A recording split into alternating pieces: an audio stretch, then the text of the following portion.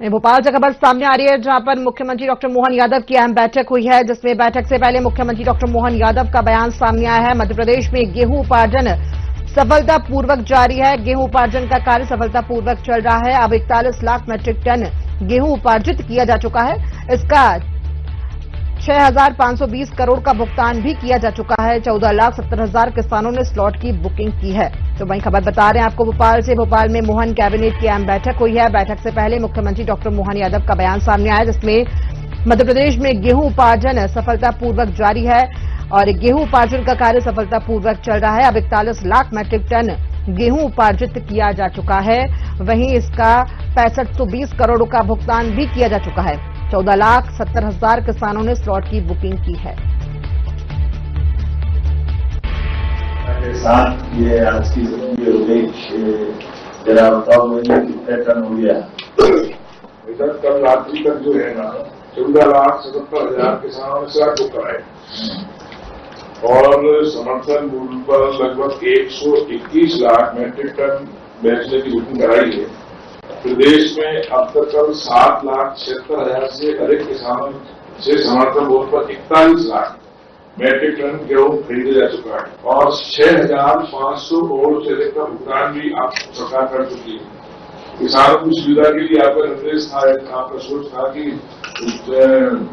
क्षमता बढ़ाई जाए, तो 30% क्षमता से अधिक करीब 130% गेहूं भंडारण के निर्देश निकल के दिए गए।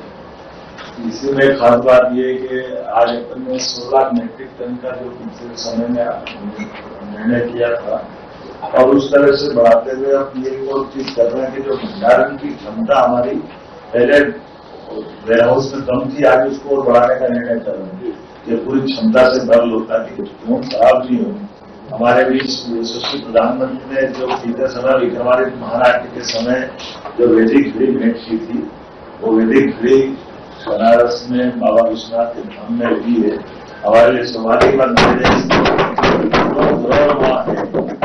वर्तमान का मंदिर अहिल्या माता के द्वारा बनाया गया मंदिर है बाबा विश्वनाथ का, और उसके लगभग 200 साल बाद ये वैदिक घड़ी की सौगात भी उसी कैंपस में लगी है। ये अच्छा संदेश है अपने। इसके दो मायने हैं। एक तो ये वैश्विक स्तर पर काल गणना के दृष्टि से जो सनातन काल से इसकी महत्ता मध्यप्रदेश के साथ है, ये पुनर्स्थापित होगी, क्योंकि इसका स्टैंडर्ड टाइम का अर्थ है सूर्योदय के समय सूर्य की पहली किरण पृथ्वी पर जब जाती है उससे इसका समय स्टार्ट होता है। और वैदिक घड़ी का मतलब ही है, वैदिक घड़ी मतलब ये आम घड़ी जैसी भी रहती है। इसमें सूर्योदय से सूर्यास्त तक 15 मुहूर्त होते हैं और सूर्यास्त से लेकर सूर्योदय तक पुनः फिर 15 मुहूर्त। तो ये मुहूर्त से मुहूर्त मिला करके सूर्योदय से सूर्योदय ये 30 मुहूर्त में अपना होता है। इसलिए नई तिथि का प्रादुर्भाव होता है। तो तिथियों का नक्षत्रों के साथ जोड़ करके गणना करना, गिनती करना, ये प्राचीन समय की काल गणना की पद्धति है। इसलिए इसको वैदिक घड़ी भी कहते हैं। एक राजा हृदय साल लोधी का 168वीं होली का कार्यक्रम हुआ। खास बात इसमें बुंदेला, लोधी, जनजाति समाज और सब लोगों ने मिलकर के अच्छा आयोजन किया। ये राजा हृदय साल लोधी के वंशज क्षेत्र सिंह गोंड राजा नरवर साहब के वंशज राजकुमार शाह और इत्यादि काफी लोग मिले। इन्होंने अंग्रेजों के खिलाफ बड़ी अच्छी लड़ाई लड़ी थी। उसका परिणाम हमारे देश की आजादी के लिए 1842 में यात्रा प्रारंभ हुई, जिसका प्राकट्यकरण 1857 में सबके सामने कृषि कर्मयोगी उन्मुखी कार्यशाला, एक कार्यशाला का आयोजन किया गया था, जिसमें ये बेक्स है, डैशबोर्ड है और कई प्रकार से किसान कल्याण वर्ष में इसमें काम करने के लिए ये 55 कार्य जिलों में कार्यशाला हुई। विकास खंड, क्लस्टर लेवल, ग्राम पंचायत लेवल के 16 विभागों के साथ इसको जोड़ के बड़ा कार्यक्रम। श्रमिक परिवारों के लिए श्रम स्टार रेटिंग, ये रेटिंग प्रारंभ हुई है, ये हम सबकी जानकारी में होना चाहिए। इसमें कानूनों का बेहतर पालन करने वाले औद्योगिक संस्थानों की विश्वसनीयता में वृद्धि होगी। 554 कारखानों में सुरक्षा से श्रम स्टार रेटिंग करने का इसमें निर्णय किया गया और जिस प्रतिष्ठान से खरीदारी करते हैं वहां श्रम स्टार रेटिंग करने से ये एक अच्छा सकारात्मक माहौल भी बनेगा।